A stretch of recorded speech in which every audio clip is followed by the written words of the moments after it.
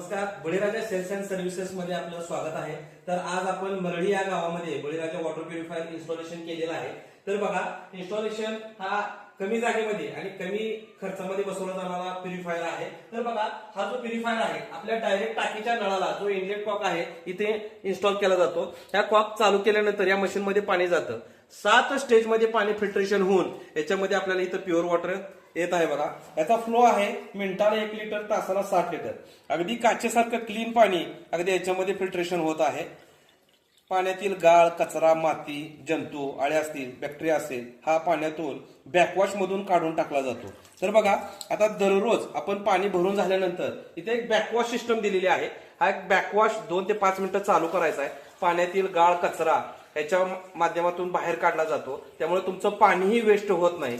अगदी zero wastage water या concept मुळे आपल्याला हे बघा, गढूळ पाणी आता डायरेक्ट जे आपल्या नळाचं पाणी येत आहे ते बघा, पाण्यातील गाळ आहे, जंतू आहेत, बॅक्टेरिया आहेत।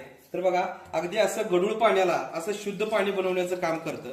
तर बघा, आज आपण रेग्युलर साधे प्युरिफायर वापरतो म्हणजे कॅन्डलचे, त्याचंही आपण पाणी चेक करू। हे पाण्यातील फक्त गाळ, कचरा काढायचं काम करतं। तर आपले जे प्युरिफायर आहे ते अगदी पाण्यातील गाळ, जंतू आणि आळ्या हे काढायचं देखील काम करतो। हे आता आपण हे साधे फिल्टर आहेत याचं देखील आपण पाण्याची टेस्ट करू।